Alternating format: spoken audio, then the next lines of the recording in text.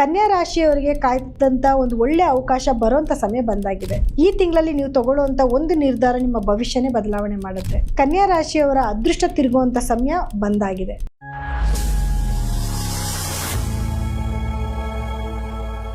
ಪೂಜ್ಯಾಯ ರಾಘವೇಂದ್ರಾಯ ಸತ್ಯಧರ್ಮರತಾಯ ಚ ಭಜತಾಂ ಕಲ್ಪವೃಕ್ಷಾಯ ನಮತಾಂ ಕಾಮಧೇನುವೆ. ನನ್ನ ಸಮಸ್ತ bits of India Kannada channel ವೀಕ್ಷಕರೆಲ್ಲರಿಗೂ ಕೂಡ ವಿಭಾ ಶೆಟ್ಟಿ ಮಾಡುವ ನಮಸ್ಕಾರಗಳು. ಮಾಸ ಭವಿಷ್ಯ ಕಾರ್ಯಕ್ರಮಕ್ಕೆ ತಮಗೆಲ್ಲರಿಗೂ ಸ್ವಾಗತ. ಈ ತಿಂಗಳು ಅಂದರೆ ಸೆಪ್ಟೆಂಬರ್ ತಿಂಗಳಲ್ಲಿ ನಡೆಯುವಂತಹ ಗ್ರಹಗಳ ಸ್ಥಾನಮಾನದ ಆಧಾರದ ಮೇಲೆ ಏನೆಲ್ಲ ಈ ತಿಂಗಳಲ್ಲಿ ನಿಮಗೆ ದ್ವಾದಶ ರಾಶಿಗಳ ಮೇಲೆ ಪ್ರಭಾವ ಬೀರುತ್ತೆ ಅನ್ನೋದನ್ನ ತಿಳ್ಕೊಳ್ಳೋಣ ಬನ್ನಿ. ಇನ್ನು ಗ್ರಹಗಳ ಸ್ಥಾನಮಾನ ಹೇಗಿದೆ, ಯಾವುದಾದ್ರೂ ಗ್ರಹಗಳ ಬದಲಾವಣೆ ಇದೆಯಾ ಈ ತಿಂಗಳಲ್ಲಿ ಅಂತ ನೋಡೋದಾದ್ರೆ ನೋಡಿ, ಮೊದಲನೇದಾಗಿ ಇದೇ ತಿಂಗಳ 2ನೇ ತಾರೀಕು ಶುಕ್ರ ಗ್ರಹ ಕನ್ಯಾ ರಾಶಿಯಿಂದ ತುಲಾ ರಾಶಿಗೆ ತನ್ನ ಸ್ವಕ್ಷೇತ್ರಕ್ಕೆ ತನ್ನ ಪತನ ಬದಲಾಯಿಸ್ತಾ ಇದ್ದಾರೆ.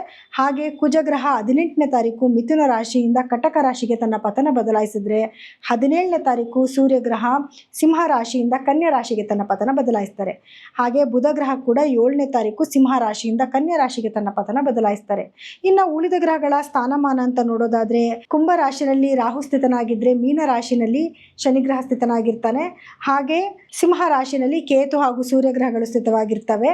ಹಾಗೆ ಇನ್ನು ಕನ್ಯಾ ರಾಶಿನಲ್ಲಿ ಬುಧ ಗ್ರಹ ಸ್ಥಿತನಾಗಿದ್ರೆ ಶುಕ್ರ ಗ್ರಹ ತುಲಾ ರಾಶಿನಲ್ಲಿ ಸ್ಥಿತವಾಗಿರ್ತವೆ. ಹಾಗಿದ್ರೆ ದ್ವಾದಶ ರಾಶಿಗಳ ಮೇಲೆ ಏನೆಲ್ಲ ಪ್ರಭಾವ ಬೀರುತ್ತೆ ಅನ್ನೋದನ್ನ ನೋಡೋಣ ಬನ್ನಿ. ಇನ್ನು ಕನ್ಯಾ ರಾಶಿಯವರಿಗೆ ಸೆಪ್ಟೆಂಬರ್ ತಿಂಗಳ ಭವಿಷ್ಯ ಹೇಗಿರುತ್ತೆ ಅಂತ ನೋಡಿದ್ರೆ ನೋಡಿ, ಒಂದು ಅದ್ಭುತವಾದ ಸಮಯ ಅಂತಾನೆ ಹೇಳ್ಬೋದು. ಒಂದ್ ಕಡೆ ಗುರುಬಲ ಬಂದಿದೆ, ಇನ್ನೊಂದ್ ಕಡೆ ರಾಶ್ಯಾಧಿಪತಿ ಆಗಿರೋನು ತನ್ನ ಸ್ವಕ್ಷೇತ್ರದಲ್ಲಿ ಕೂತ್ಕೊಂಡಿದ್ದಾನೆ. ಗುರುಬಲ ಬಂದಿರೋದ್ರಿಂದ ಮನೆಯಲ್ಲಿ ಮದುವೆ ಕಾರ್ಯಗಳಾಗಿರ್ಬೋದು, ಒಳ್ಳೊಳ್ಳೆ ಶುಭ ಕಾರ್ಯಗಳಾಗಿರ್ಬೋದು, ಹೋಮ ಹವನಗಳಾಗಿರ್ಬೋದು, ಇದೆಲ್ಲ ಮಾಡ್ಕೊಳಕ್ ಒಂದು ಒಳ್ಳೆ ಸಮಯ ಅಂತೂ ಬಂದಿದೆ. ಹಾಗೆ ಲಗ್ನದಲ್ಲೇ ಬುಧ ಬಂದು ಕುತ್ಕೊಂಡಿರೋದ್ರಿಂದ, ಸ್ವಕ್ಷೇತ್ರದಲ್ಲಿರೋದ್ರಿಂದ, ಉಚ್ಚ ಸ್ಥಾನದಲ್ಲಿ ಕುತ್ಕೊಂಡಿರೋದ್ರಿಂದ ಒಳ್ಳೆ ಸಮಯ ಇದು. ಈ ಸಮಯದಲ್ಲಿ ನಿಮಗೆ ಒಳ್ಳೊಳ್ಳೆ ಕೆಲಸಗಳು ಮಾಡ್ಕೊಳ್ಳೋದಾಗಿರ್ಬೋದು, ಬಿಸ್ನೆಸ್ಸಲ್ಲಿ ಡೆವಲಪ್ಮೆಂಟ್ ಆಗುವಂಥದ್ದಾಗಿರ್ಬೋದು, ಒಳ್ಳೆ ನಿರ್ಧಾರ ತಗೊಳ್ಳೋಕ್ಕೂ ಕೂಡ ಒಳ್ಳೆ ಸಮಯ ಆಗಿರುತ್ತೆ. ಹಣಕಾಸಿನ ಅಭಿವೃದ್ಧಿ ಆಗೋದಕ್ಕೂ ಕೂಡ ಒಳ್ಳೆ ಸಮಯ ಆಗಿರುತ್ತೆ. ಆದರೆ 12ನೇ ಮನೆಯಲ್ಲಿ ಸೂರ್ಯ ಹಾಗೂ ಕೇತು ಗ್ರಹಗಳು ಸ್ಥಿತವಾಗಿರೋದ್ರಿಂದ ಸ್ವಲ್ಪ ನಿದ್ದೆನಲ್ಲಿ ಡಿಸ್ಟರ್ಬೆನ್ಸ್ ಆಗುವಂಥದ್ದು, ಮತ್ತು ನಿಮಗೆ ನಿಮ್ಮ ಮೇಲಧಿಕಾರಿಗಳಿಂದ ಏನಾದರೂ ಪ್ರೆಷರ್ ಬರುವಂಥದ್ದು, ಅವರಿಂದ ಏನಾದರೂ ಸಮಸ್ಯೆಗಳು, ಕಿರಿಕಿರಿ, ನೋವು ಅನ್ನೋದನ್ನ ಅನುಭವಿಸ್ಬೇಕಾಗಿ ಬರುತ್ತೆ.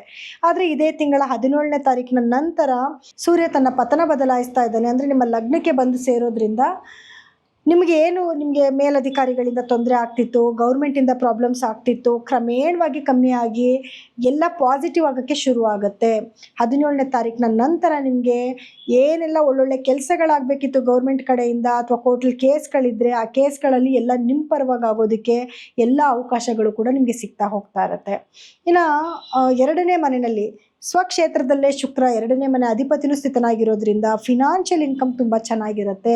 ಒಳ್ಳೊಳ್ಳೆ ಅವಕಾಶಗಳು ನಿಮ್ಮನ್ನು ಹುಡ್ಕೊಂಡು ಬರುತ್ತೆ. ಆ ಕೆಲಸಗಳನ್ನ ಮಾಡೋದ್ರಿಂದ ಒಳ್ಳೆ ಲಾಭ ಕೂಡ ನಿರೀಕ್ಷೆ ಮಾಡುವಂಥ ಸಮಯ ಇದಾಗಿರುತ್ತೆ. ಇವಾಗ ಬಂದಿರೋಂಥ ಒಂದು ಅವಕಾಶಗಳನ್ನ ಖಂಡಿತವಾಗ್ಲೂ ಮಿಸ್ ಮಾಡ್ಕೋಬೇಡಿ.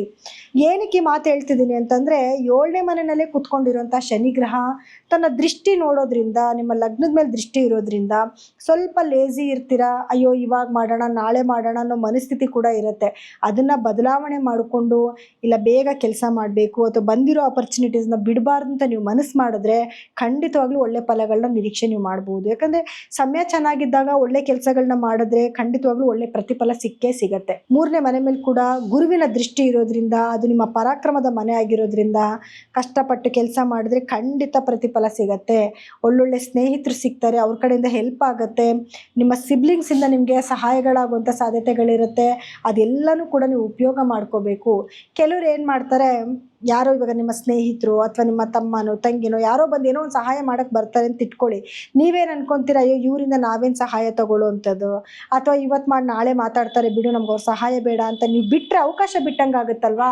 ಪರವಾಗಿಲ್ಲ ಬಿಡು, ಒಂದು ಅವಕಾಶ ಬಂದಿದೆ, ನಾನು ಇವ್ರಿಗೆ ಇಷ್ಟೊಂದೆಲ್ಲ ಮಾಡಿದ್ದೀನಿ, ಇವರಿಂದ ನನಗೇನೋ ಸಹಾಯ ಆಗ್ತಿದೆ, ಉಪಯೋಗ ಮಾಡ್ಕೊಳ್ಳೋಣ ಬಿಡು ಅಂತ ಯೋಚನೆ ಮಾಡಿದ್ರೆ ಖಂಡಿತ ನಿಮ್ಗೆ ಒಳ್ಳೆಯದೇ ಆಗುತ್ತಲ್ವಾ. ಇನ್ನು ನಿಮಗೆ ನೋಡಿ 5ನೇ ಮನೆಗೆ ಗುರುವಿನ ದೃಷ್ಟಿ ಬೀಳ್ತಾ ಇದೆ.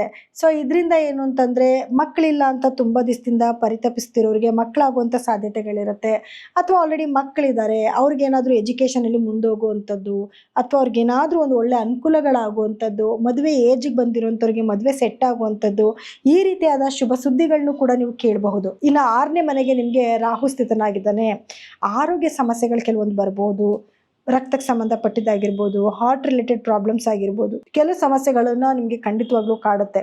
ಆದರೆ ಪಾಸಿಟಿವ್ ಅಂತ ಬಂದಾಗ ಕೆಲಸದಲ್ಲಿ ನಿಮಗೆ ಏನಾದರೂ ಫಾರಿನ್ ಕಂಟ್ರೀಸ್ಗೆ ಹೋಗುವಂಥ ಅವಕಾಶಗಳು ಬರೋದು, ಸ್ಟಡಿ ಪರ್ಪಸ್ಗೆ ಹೋಗುವಂಥ ಅವಕಾಶಗಳು ಬರುವಂಥದ್ದು, ಅಥವಾ ಏನಾದರೂ ಕೆಲಸದಲ್ಲಿ ಸ್ವಲ್ಪ ಅಭಿವೃದ್ಧಿ ಆಗುವಂಥದ್ದು, ಮೇಲಧಿಕಾರಿಗಳಿಂದ ಸಣ್ಣ ಪುಟ್ಟ ಕಿರಿಕಿರಿಗಳು ಬಂದರೂ ಕೂಡ ಅದು ಸರಾಗವಾಗಿ ಕ್ರಮೇಣವಾಗಿ ಕ್ಲಿಯರ್ ಆಗುವಂಥದ್ದು ಎಲ್ಲನೂ ನಿರೀಕ್ಷೆ ಮಾಡ್ಬೋದು. ಇನ್ನು 7th ಹೌಸ್ 7ನೇ ಮನೆ ಅಂತ ಬಂದಾಗ ನಾನು ಆಲ್ರೆಡಿ ಹೇಳಿದೆ, 7ನೇ ಮನೇಲಿ ಶನಿಗ್ರಹ ಕೂತ್ಕೊಂಡಿದ್ದಾನೆ, ಸ್ವಲ್ಪ ಲೇಜಿ ಕೊಡ್ತಾನೆ ಅಂತ. ಆದರೆ ಗುರು ದೃಷ್ಟಿನೂ ಬೀಳ್ತಾ ಇರೋದ್ರಿಂದ ಗಂಡ ಹೆಂಡತಿ ಮಧ್ಯದಲ್ಲಿ ಇದ್ದಂಥ ವೈಮನಸ್ಯ ಕ್ರಮೇಣವಾಗಿ ಕಮ್ಮಿಯಾಗಿ ಖಂಡಿತವಾಗ್ಲೂ ಪ್ರೀತಿ ವಿಶ್ವಾಸ ಜಾಸ್ತಿ ಆಗುವಂಥ ಒಂದು ಸಮಯ ಆಗಿರುತ್ತೆ.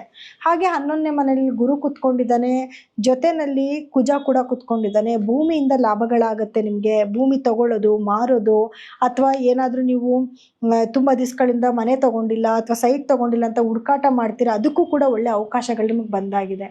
ಇನ್ನು ಸಣ್ಣ ಪುಟ್ಟ ಸಮಸ್ಯೆಗಳು ಕೂಡ ಇದೆ. ಅದಕ್ಕೆ ಪರಿಹಾರ ಏನು ಮಾಡ್ಕೋಬೇಕು ಅಂತ ನೋಡಿದ್ರೆ, ಮೊದಲನೇದಾಗಿ ನೀವು ನಿಮ್ಮ ರಾಷ್ಟ್ರಾಧಿಪತಿ ಆಗಿರುವಂತಹ ಬುಧ ಗ್ರಹದ ಅನುಗ್ರಹಕ್ಕೋಸ್ಕರ ಪ್ರತಿದಿನ ವಿಷ್ಣು ಸಹಸ್ರನಾಮ ಕೇಳಿ ಮತ್ತು ಲಕ್ಷ್ಮಿ ಅಷ್ಟೋತ್ರಗಳನ್ನ ಕೇಳುವಂಥದ್ದು, ಮತ್ತು ಸೂರ್ಯನ ಆರಾಧನೆ ಮಾಡೋದು, ಏನಂದರೆ ಆದಿತ್ಯ ಹೃದಯ ಪಾರಾಯಣ ಮಾಡುವಂಥದ್ದು, ಸೂರ್ಯನಿಗೆ ಅರ್ಘ್ಯ ಕೊಡುವಂಥದ್ದು, ಇದಿಷ್ಟು ಮಾಡ್ಕೊಂಡು ಬಂದ್ರಿ ಬರೋವಂಥ ನೆಗೆಟಿವಿಟಿ ಖಂಡಿತವಾಗ್ಲೂ ನೀವು ತಪ್ಪಿಸ್ಕೊಬೋದು. ಇನ್ನು ಇಲ್ಲಿವರೆಗೂ ಕೂಡ ಗ್ರಹಗಳ ಸ್ಥಾನಮಾನದ ಆಧಾರದ ಮೇಲೆ ಏನೆಲ್ಲ ನಡೀತಿದೆ ನಿಮ್ಮ ಜೀವನದಲ್ಲಿ ಅದಕ್ಕೆ ತಕ್ಕ ಪರಿಹಾರಗಳನ್ನ ಕೂಡ ನಾವು ಹೇಳಿದ್ದೀವಿ. ಆದರೂ ಕೂಡ ಕೆಲವ್ರಿಗೆ ಏನಾಗುತ್ತೆ ಅಂತಂದರೆ, ಮೇಡಮ್ ನೀವು ಹೇಳ್ತಿದ್ದೀರಾ ಒಳ್ಳೇದಾಗತ್ತೆ ಅಂತ, ನಮ್ಗೆ ಒಳ್ಳೇದಾಗ್ತಿಲ್ಲ, ನಮ್ಗೆ ನೆಗೆಟಿವ್ ಆಗ್ತಿದೆ ಅನ್ನೋರು ಕೂಡ ಇರ್ತಾರೆ.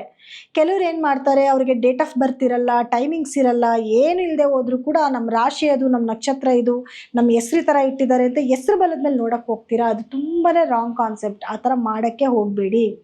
ದಯವಿಟ್ಟು ನಿಮ್ಮದು ಡೇಟ್ ಆಫ್ ಬರ್ತು ಟೈಮಿಂಗ್ಸ್ ಎಲ್ಲ ಇತ್ತು ಅಂತಂದರೆ ನೀವು ಅದನ್ನು ಚೆಕ್ ಮಾಡಿಸ್ಕೊಂಡು ಅದರಲ್ಲಿ ಬರುವಂತಹ ರಾಶಿ ನಕ್ಷತ್ರನ ದಯವಿಟ್ಟು ಫಾಲೋ ಮಾಡಿ. ಖಂಡಿತವಾಗ್ಲೂ ಅದು ಅಕ್ಯುರೇಟ್ ಆಗುತ್ತೆ.